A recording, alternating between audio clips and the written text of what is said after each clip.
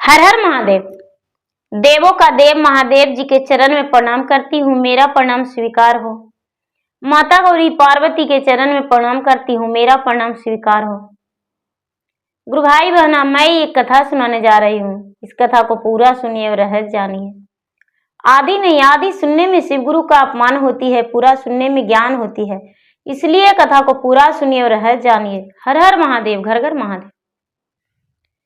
गुरु भाई बहना, एक राजा थे और एक रानी थी।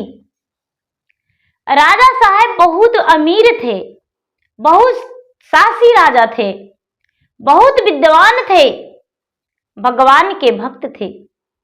रानी जो थी, रानी भी बड़ी पूजा पाठ करती थी। राजा साहब जो थे, भूखे को अन्न, प्यासे को पानी, नंगम को चीर दिया करते थे। दीदी, राजा साहब किसी भी दुखी को दुख देखना नहीं चाहते थे। राजा साहब अपने राज में घूम घूम के चारों तरफ देखते थे, कौन मेरा राज में दुखी है, कौन मेरे राज में रो रहा है, कौन खाना खाया है, कौन नहीं खाया है। राजा साहब अपने प्रजा पे हर वक्त ध्यान करते थे। धीरे धीरे समय बीत रहा था दीदी। समय बीतते बीतते राजा का ब्याह का 12 वर्ष हो गया, लेकिन राजा निसंतान थे। रानी जो थी, रानी बड़ी दुखी रहने लगी।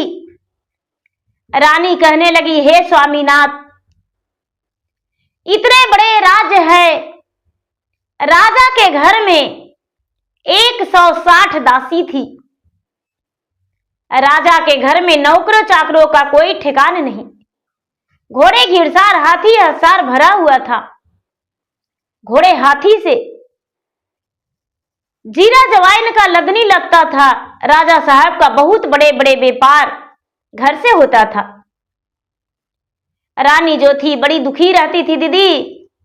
रानी को लगता था कि हे भगवान, मेरा संतान नहीं है तो मेरा संसार में कुछ नहीं है, क्या करें। राजा साहब, रानी साहब बड़े पूजा पाठ करते थे, भगवान के मंदिर जाते थे।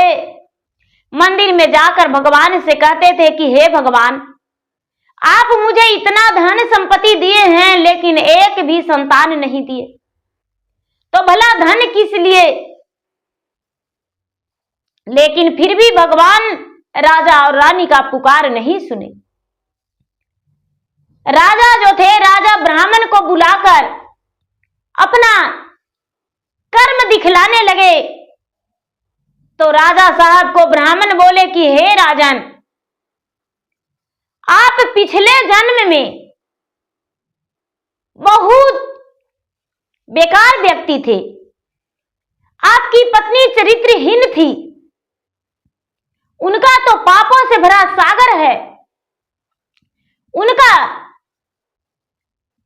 पाप का तो कभी कम नहीं पड़ सकता, कितना हो पूजा पाठ कर सकती है। हे राजन, आप जो हैं, आप भी कर्महीन थे। आप भी दूसरे को सताया करते थे। आप किसी को भी सुख नहीं दिए। और आप जब इस जन्म में इतना कर रहे हैं, तो भला आपको एक बार एक कैसे पाप कट जाएगा, संतान हो जाएगा। छोटे छोटे बच्चे को आप काट दिया करते थे।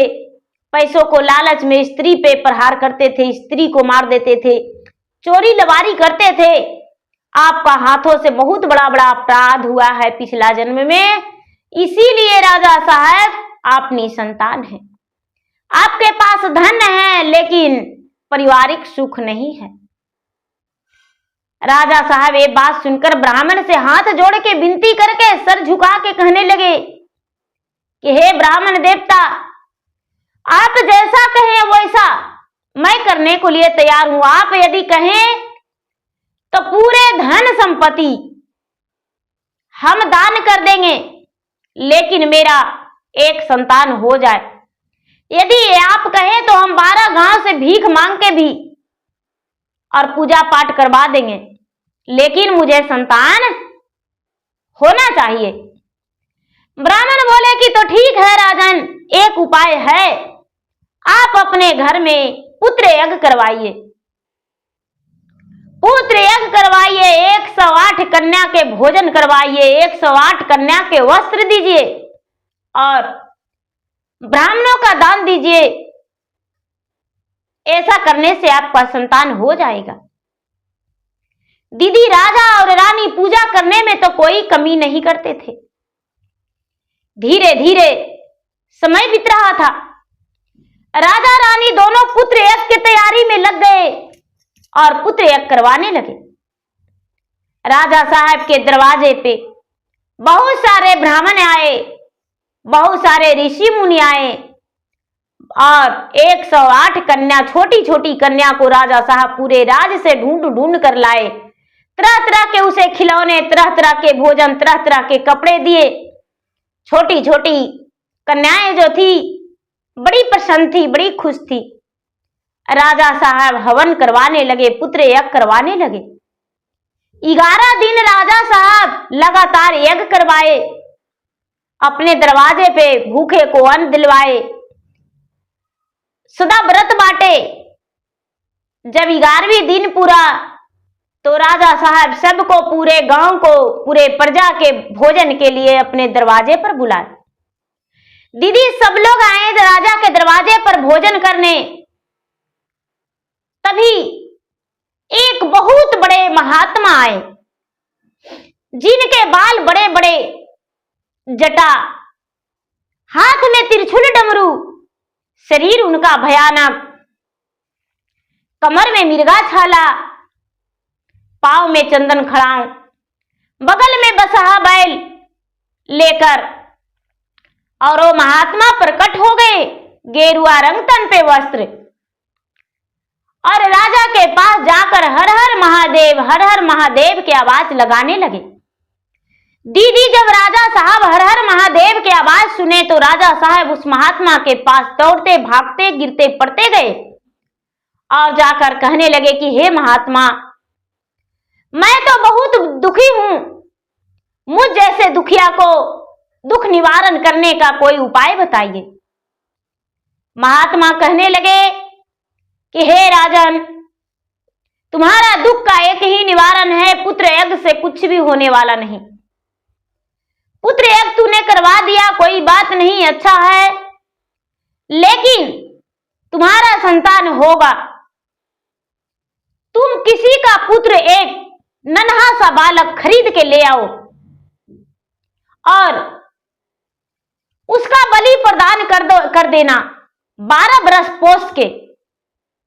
रानी जो है अपना सीने से लगाकर दूध पिलाएगी उस बच्चा को, और बच्चा को सीने से दूध पिलाकर, और 12 बरस जब होगा तो उसे बलि दे देना मां दुर्गा के मंदिर में। राजा साहब इस बात को सुनकर और मोह माया में फंस गए। मन ही मन सोचने लगे कि हे भगवान, मेरा पुत्र होगा या नहीं होगा कोई पता नहीं, लेकिन हम दूसरे को, संतान को बलि कैसे दे सकते हैं? मुझसे ये नहीं होगा। राजा साहब बड़े महसूस कर रहे थे अपने आप में दुखी, और सोच रहे थे दीदी कि कैसे दूसरे को, बच्चे को हम काट देंगे। नहीं, मुझसे नहीं होगा। रानी जो थी, रानी ये बात सुनकर बोली कि हे प्रभु, मुझे आप आदेश दीजिए, आज्ञा दीजिए, मैं ऐसा संतान खोज कर ले आएंगे और लाकर हम बलि दे देंगे, क्या मुझे संतान हो जाएगा? महात्मा ने बोले कि हां, तुम्हें संतान हो जाएगा। रानी जो थी, रानी पूरे प्रजा के घर में जाने लगी। घूमते घूमते घूमते घूमते कई दिन प्रजा के घर में घूमी। एक व्यक्ति, इंसान जो थे, उनका 5 पुत्र था, लेकिन घर में खाने और पहनने का कोई ठिकाना नहीं था। 5 पुत्र था, लेकिन खाने और पहनने का कोई ठिकाना नहीं था। तो उसके घर रानी गई तो उनके घर 3 दिन से चूल्हा नहीं जला था। बच्चे भूखे रो रहे थे। रानी दरवाजे पर बैठ गई और उनके घर जाकर कहने लगी कि क्या आपके बच्चे किस लिए रो रहे हैं? वो बेचारी गरीब निर्धन व्यक्ति बोली, क्या कहूं रानी साहब, मेरे घर का तो अनाज नहीं है, 5 बच्चे हैं, क्या करूं? थोड़ी सी अन्न था, मैंने 4 दिन पहले भोजन बना के अपने बच्चे को दे दिए। मेरा बच्चा तो 3 दिन से भूखा है, कुछ नहीं खाया है। रानी बोली, और वो जो बेचारी गरीब निर्धन थी, भगवान के प्रिय भक्त थी, भगवान के पूजा पाठ करती थी दीदी, लेकिन लोग बड़ी हंसते थे कि बड़ा पुजारी कहलाती है, अपने आप के बिल्कुल निर्धन है, इसका तो कोई धन नहीं है, कोई पूजा पाठ या झूठ मूठ का ढोंग करती है, कोई पूजा पाठी नहीं करती है, ये तो झूठ झूठ के पत्थर पे ले जाके जल चढ़ा देती है। यदि सच में भगवान इस पे दया करते तो क्या इसका खाने और पहनने का नहीं होता?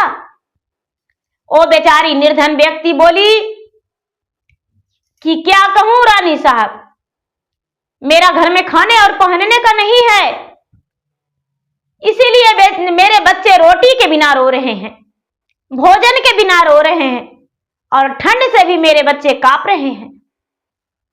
ये बात सुनकर रानी बोली कि सुनो बहन, यदि दुख नहीं मानेगी तो क्या मैं तुमसे एक बात बोलूं?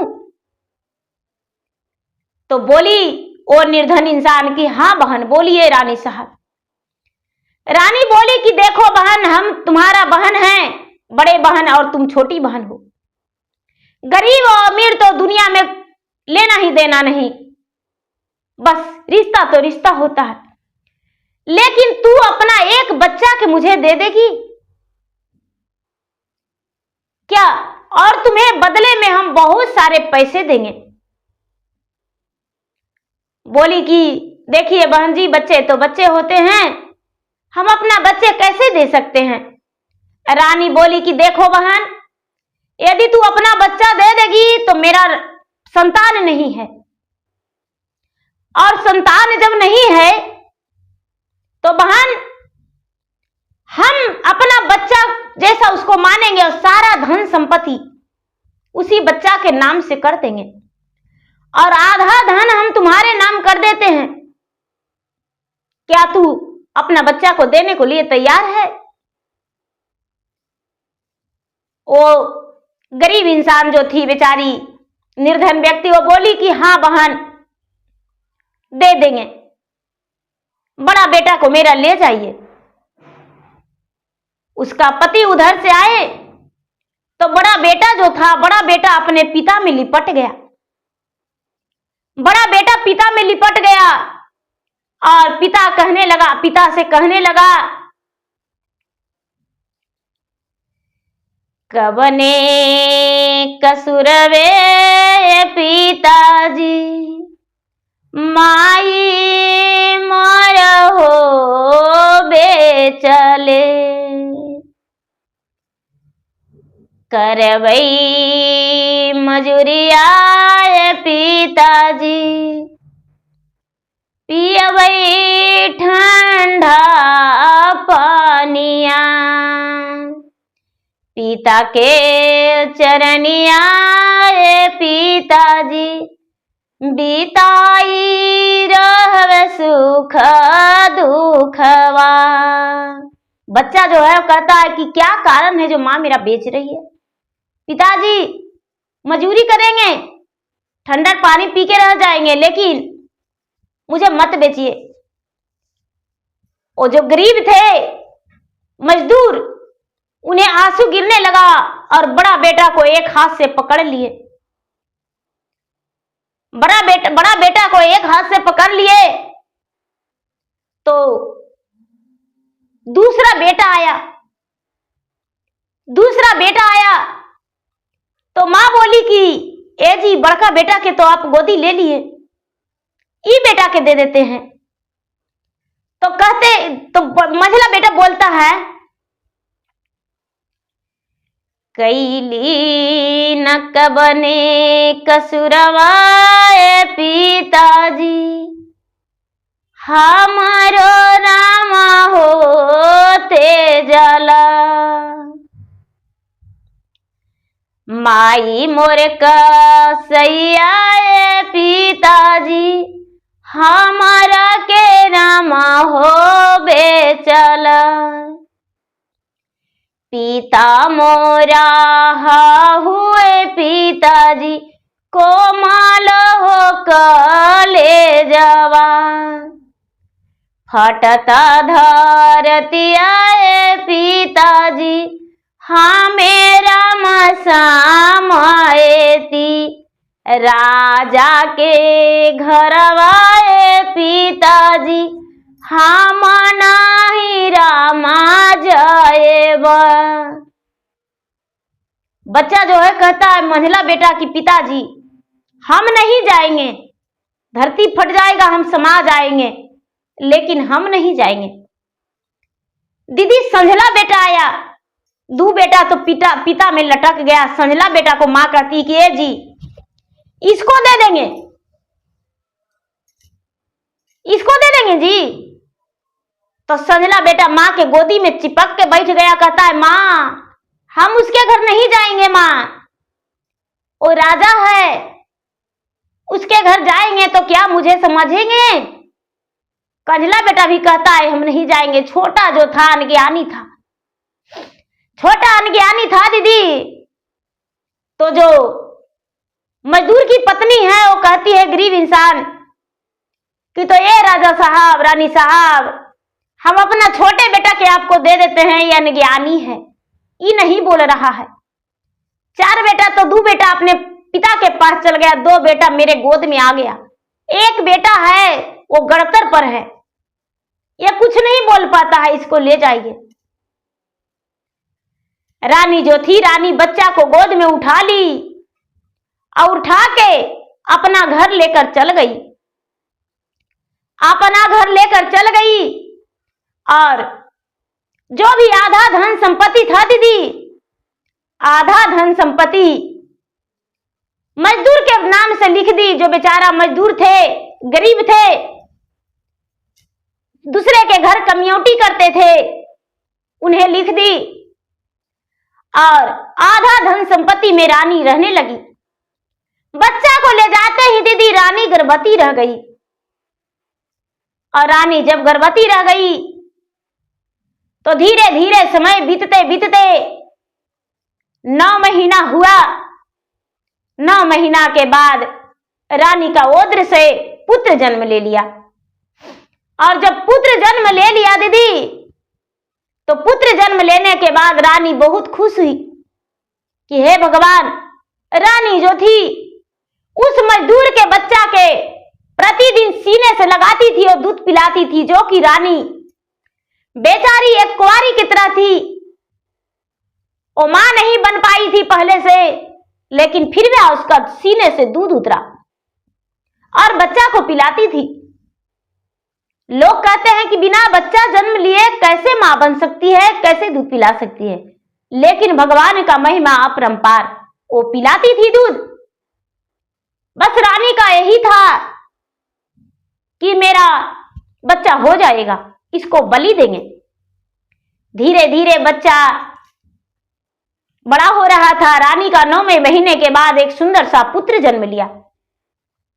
रानी बड़ी खुश हुई, धीरे धीरे पोसने पालने लगी। रानी का जन्मा हुआ बच्चा 3 साल का हो गया और फिर से रानी गर्भवती हो गई।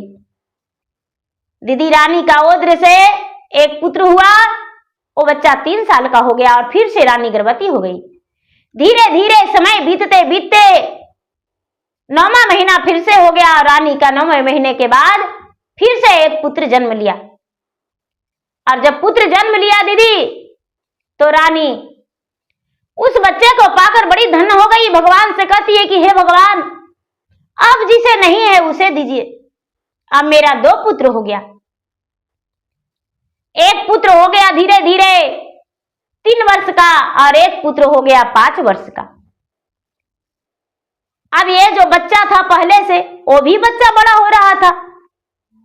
वो बच्चा 6 महीने के था तो रानी ले गई थी, वो भी बच्चा 7 वर्ष के हो गया। धीरे धीरे समय बीतते बीतते बीतते बीतते वो 12 वर्ष का बच्चा हो गया दीदी।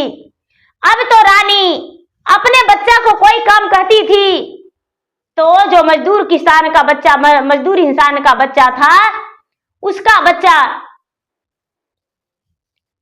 वो बेचारा नौकर था, किसी के घर नौकरी के काम करता था, नौकर के काम करता था, उसका बच्चा था।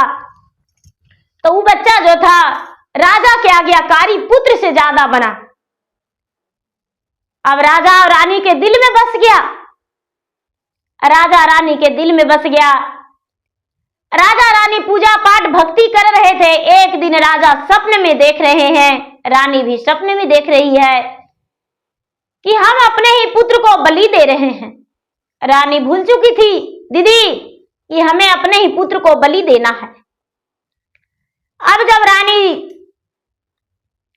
सपने में देखी तो सपने टूटा, तो रानी अपना पति से कहती है कि हे स्वामीनाथ,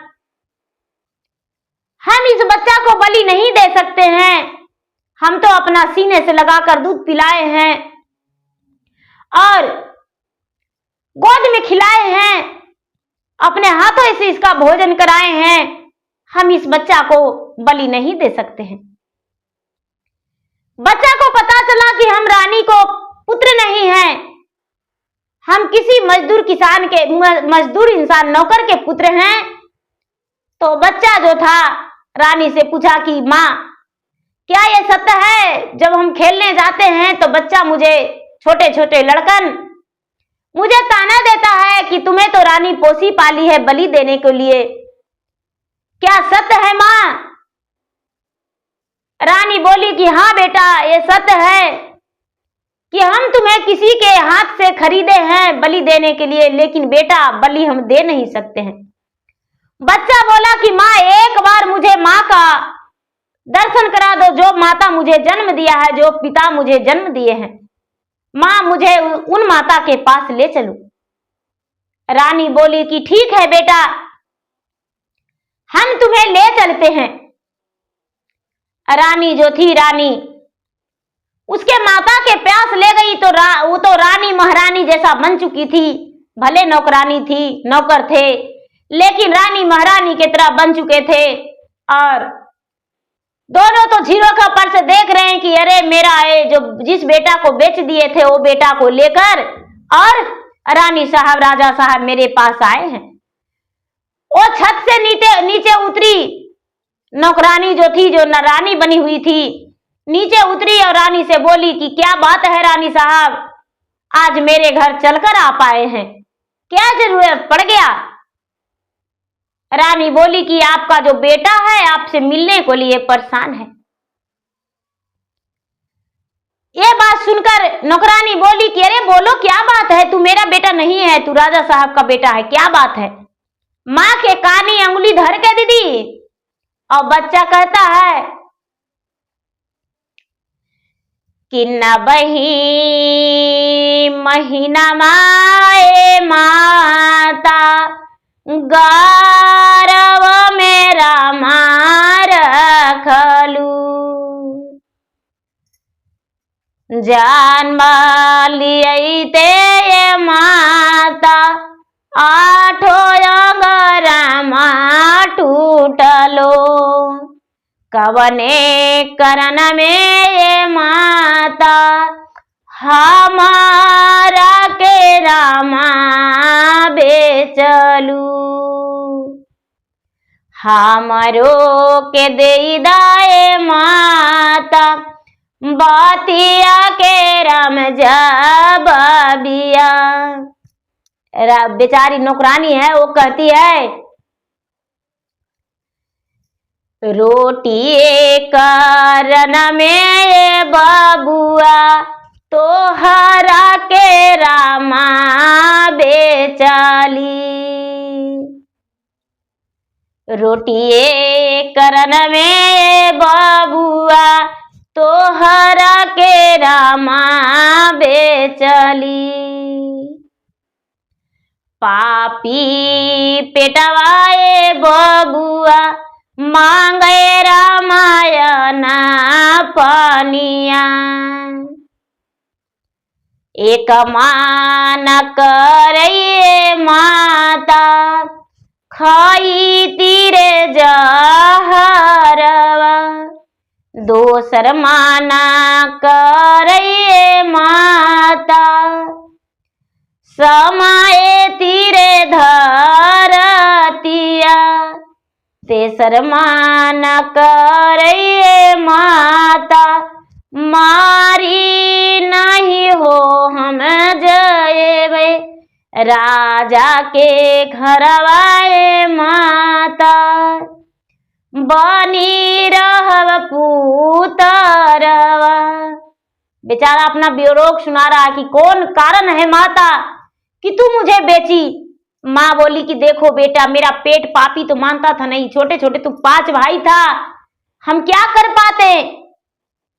तुम्हारे पिता जो थे शेर भर मजूरी करके लाते थे बेटा, और हम सबको भोजन नहीं दे पाते थे, इसीलिए हम तुम्हें राजा के घर बेच दिए।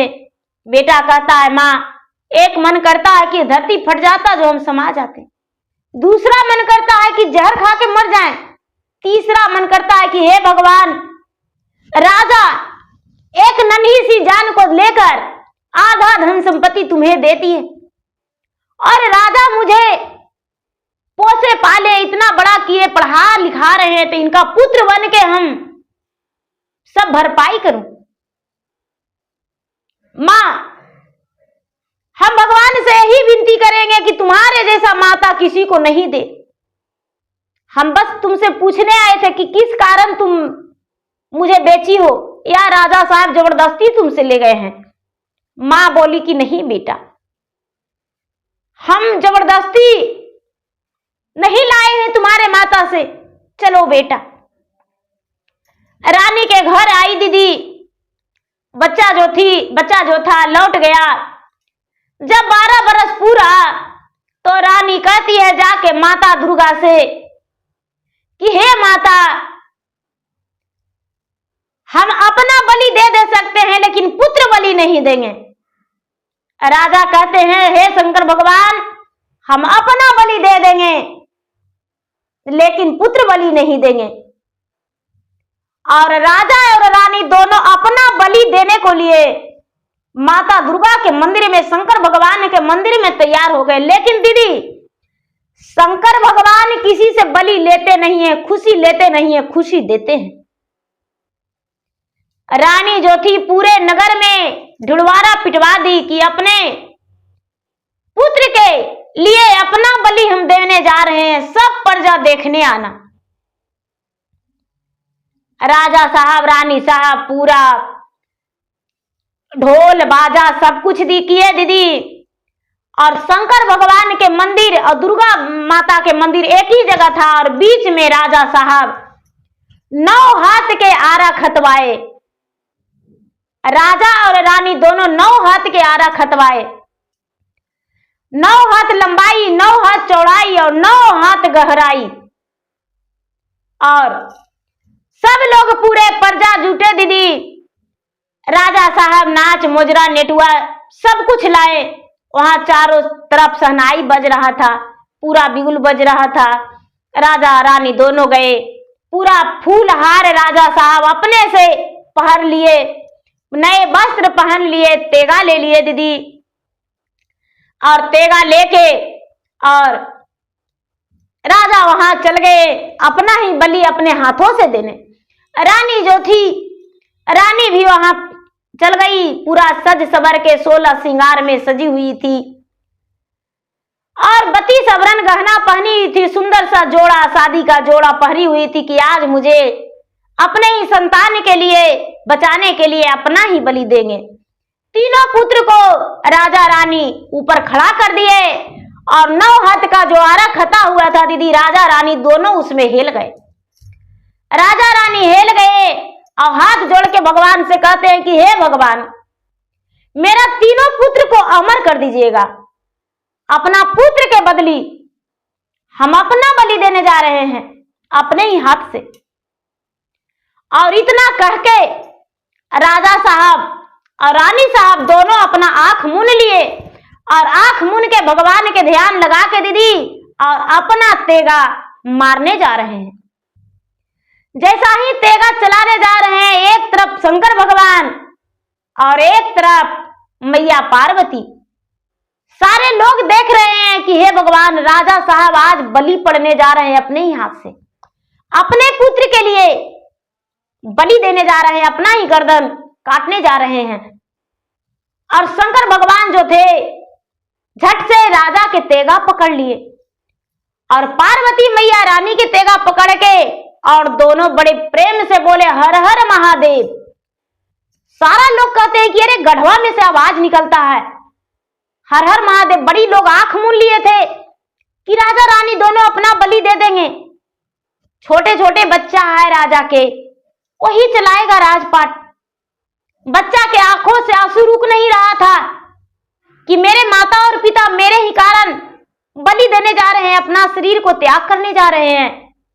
लेकिन भला राजा रानी अपना वचन से पूरा करने के लिए, वचन पूरा करने के लिए राजा रानी को ऐसा करना पड़ा। शंकर भगवान और पार्वती दोनों आकर तेगा रोक लिए और कहने लगे कि सत्य हरिचंद्र, सत्य हो राजा। एक सती राजा जो थे सत्य हरिचंद्र थे और दूसरा में तुम राजा हो कि अपने पुत्र के बचाने के लिए अपना बलि देने जा रहे हो। हे भगवान, जो हरिचंद्र थे वो अपने शरीर को त्याग करके बेच के डोम के घर में और भगवान को प्रसन्न किए थे, और एक आप हो कि एक गरीब निर्धन नौकर के पुत्र के बचाने के लिए तू अपना शरीर को त्याग कर रहे हो, बलि दे रहे हो, पति पत्नी दोनों। जैसे राजा रानी एक माली के घर, एक डोम के घर बिके थे, उसी तरह आप भी अपने शरीर को त्याग करके बलि देने जा रहे हो। हर हर महादेव, हर हर महादेव ऐसा कि कहें सारे लोग देखते रह गए कि अरे राजा तो सचमुच में बहुत भगवान का भक्त थे, सच्चे भक्त थे। राजा तुरंत ऊपर आ गए, रानी भी ऊपर आई, भगवान भोलेनाथ सबको दर्शन दिए, माता पार्वती सबको दर्शन दिए, सब लोग देखकर दीदी जय जयकारी मनाए। और जब जय जयकारी मनाए तो राजा से पूछा गया कि राजा साहब आप ऐसा क्यों किए? राजा साहब कहने लगे कि देखिए, ये भगवान का महिमा अपरंपार था कि मेरा प्राण को बचा लिए, लेकिन मैं तो वचन दिया था और आज हम वचन पूरा नहीं करते तो मेरा मान सम्मान क्या रहता? शंकर भगवान कहने लगे कि हे राजन, जिस दिन तूने यज्ञ करवाया था और महात्मा रूपी हम ही आए थे, हम ही थे, और वही रूप में शंकर भगवान खड़े हो गए। शंकर भगवान खड़े हो गए, राजा देखकर तो चकित हो गए कि हे भगवान, स्वयं आप आए और आप मुझे बलि लेने को भी कहे। कहने लगे भगवान भोलेनाथ की यदि उस बच्चा को बलि दे देता तो तुमसे कसाई राजा कोई नहीं होता। जो दूसरे को बच्चे को मार डालता है उससे कसाई हो नहीं सकता कोई। तुम्हारा शरीर जो था कोढ़िया हो जाता, कीड़े मकोड़े लग जाते, तुम्हारा आंखों से रोशनी नहीं आता, आंखों में रोशनी नहीं रहता, दिखाई नहीं देता, तुम अंधे हो जाता। रानी जो थी, रानी लूली लंगड़ी हो जाती, तुम्हारा यहीं पर सब कुछ खत्म हो जाता। लेकिन तू तो एक अच्छा राजा साबित हुआ। तूने तो अपने बुद्धिमान को सबके सामने बुद्धि को दिखाया, बुद्धिमानी राजा था। अपना शरीर को त्याग करके और उस पुत्र को बचा लिया। रानी बोली कि हे माता, मैंने बस उस बच्चे को जन्म ही नहीं दिया, मैंने अपने सीने से दूध पिलाया, गोद में खिलाया, अपने बच्चे की तरह उसे पाला पोसा और बड़ा किया। और बस हम यही चाहते हैं कि जो मेरा बच्चा है वो दूसरे का बच्चा मेरे बच्चे की तरह है, हम दूसरे बच्चे को कैसे मार देते। भगवान भोलेनाथ मैया पार्वती दोनों मिलकर आशीर्वाद दिए दीदी, और आशीर्वाद देकर सबको जय जयकारी करके बोले कि देखिए आप लोग भगवान भोलेनाथ के गुरु बनाना नहीं भुलाइएगा। आप अपने भगवान भोलेनाथ को गुरु बना के और मन में बसा के 3 सूत्र के पालन करके देखिए क्या होता है। आज यदि राजा पूजा नहीं करते, शिव को गुरु नहीं मानते, शिव को नहीं समझते, अपने दिल में नहीं बसाते, तो नहीं इनको संतान होता, और यदि संतान हो भी गया था तो आज इनके साथ क्या होता। ये ज्ञानी थे, इनको मन में ऐसा ख्याल आया कि स्वयं हम इनका प्राण को बचा लिए, इनका कुल में भी आंच नहीं आया, इनका पूरे भरा पड़ा पूरा परिवार रह गया। तो गुरु भाई बहना, बस भगवान से ही प्रार्थना करती हूं कि हे भगवान, जैसे आप राजा को सभी मान सम्मान बराबर रखे, उसी तरह सबको मान सम्मान बराबर रखिए और सबको ज्ञान दीजिए, सबको अपने घर में खुश रहे, स्वस्थ रहे, मस्त रहे। और गुरु भाई बहना, मेरा वीडियो अच्छा लगे तो मेरा वीडियो को लाइक करें, शेयर करें। चैनल पर यदि नए हैं तो चैनल का सब्सक्राइब करें, मेरा वीडियो को लाइक करें, शेयर करें। धन्यवाद। हर हर महादेव, घर घर महादेव।